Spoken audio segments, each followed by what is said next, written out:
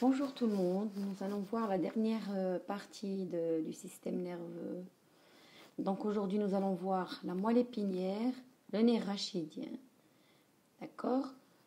Donc en fait la moelle épinière elle fait partie du système nerveux central comme on avait vu auparavant avec l'encéphale.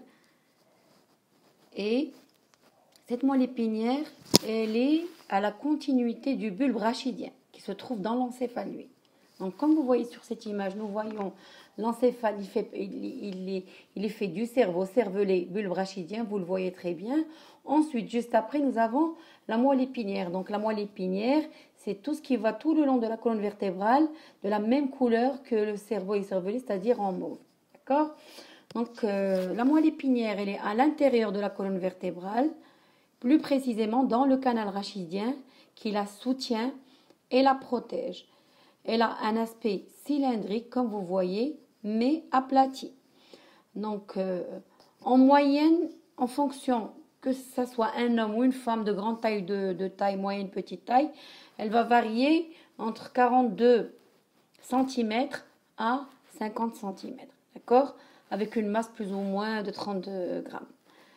Donc, la moelle épinière, de la moelle épinière partent, comme vous voyez sur l'image, 31 paires de nerfs rachidiens. Notez de 1 à 31. Donc le premier, il est tout en haut et la dernière paire, elle est vers le bas.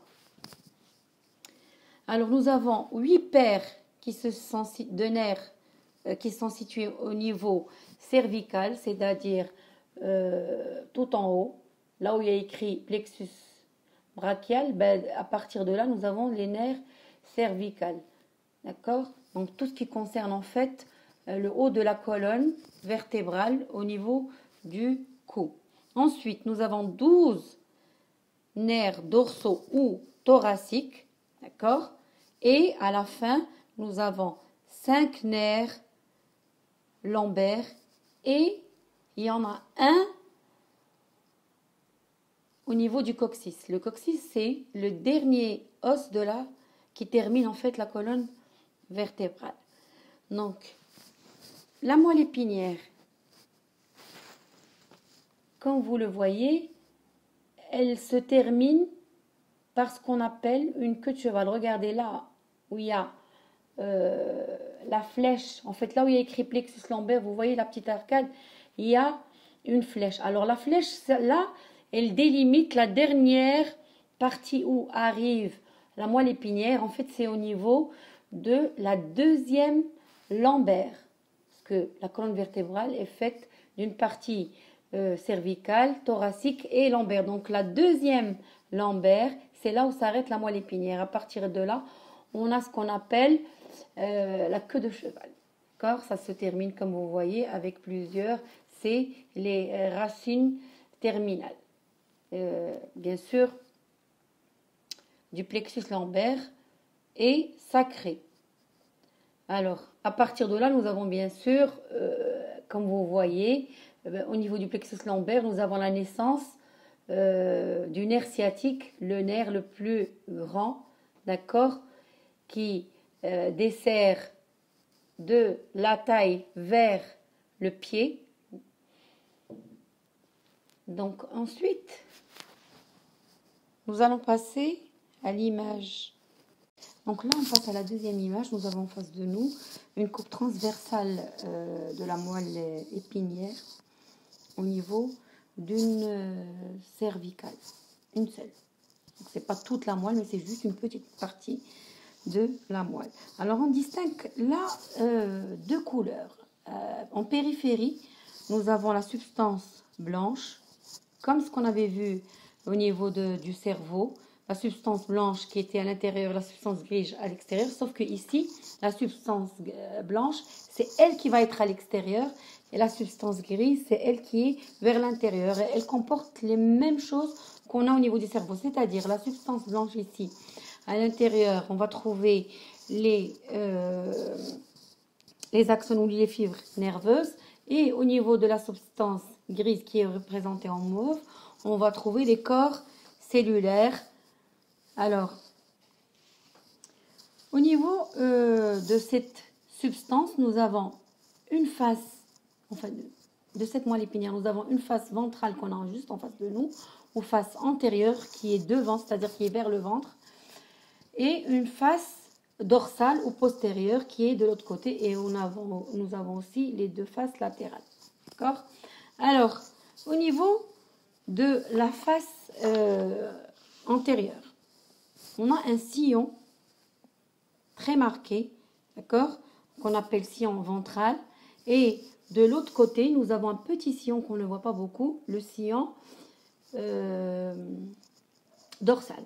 Alors, en ce qui concerne la matière grise ou substance grise, elle a la forme d'un papillon.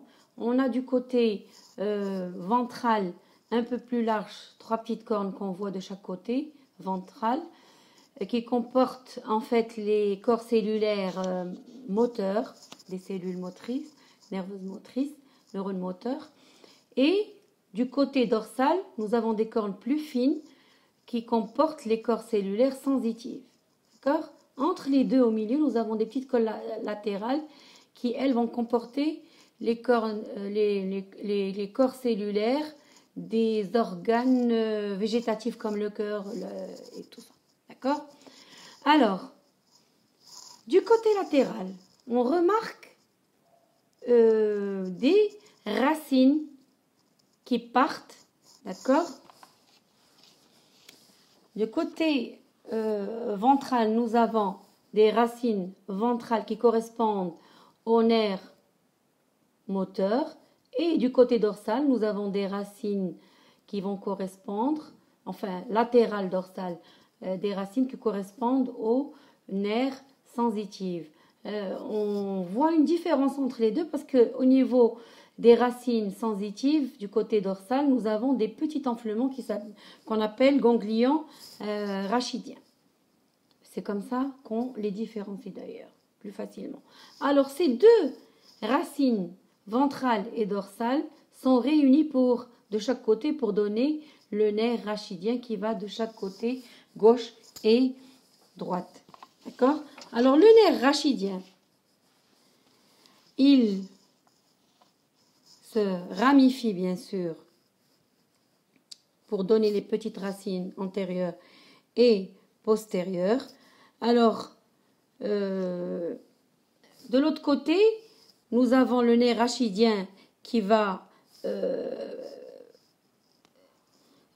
contenir bien sûr le nerf sensitif et le nerf moteur. Donc, si ça va vers le bras, ben, nous avons du côté, par exemple, si je tends la main vers une casserole qui est chaude, donc je sens la chaleur.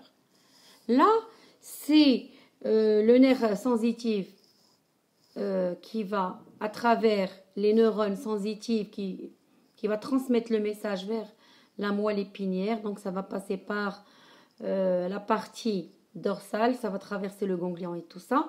Ensuite, ça va aller bien sûr vers, comme c'est un réflexe, ça va revenir et ça va commander le mouvement réflexe de je retire ma main. Parce que j'ai eu mal, je vais retirer ma main. Ça, c'est ce qu'on appelle le mouvement réflexe. Ça va revenir vers le nerf moteur qui va aller vers ma main et je vais faire le mouvement de la retirer. D'accord? Ça, je vous ai donné juste une petite idée du réflexe myotatique. Vous le verrez mieux l'année prochaine en 3e année. D'accord? Donc, voilà en ce qui concerne tout le système nerveux, c'est-à-dire son anatomie, les fonctions. Plus ou moins, vous savez maintenant comment ça se passe. Tous les autres détails, vous les verrez l'année prochaine. Donc, je ne vais pas aller plus loin que ça pour ne pas vous emmener vers des choses beaucoup plus compliquées que vous allez voir justement l'année prochaine. Vous aurez plus de facilité à les faire l'année prochaine. Donc voilà, c'était, je pense, pour cette année ma dernière capsule. J'espère que cette leçon vous a, que vous avez choisi vous a donné une idée de ce que c'était en gros le système nerveux central de l'encéphale, la moelle épinière vers nos muscles et tout ça. Et je vous dis à l'année prochaine, parce que j'en ferai pas d'autres certainement.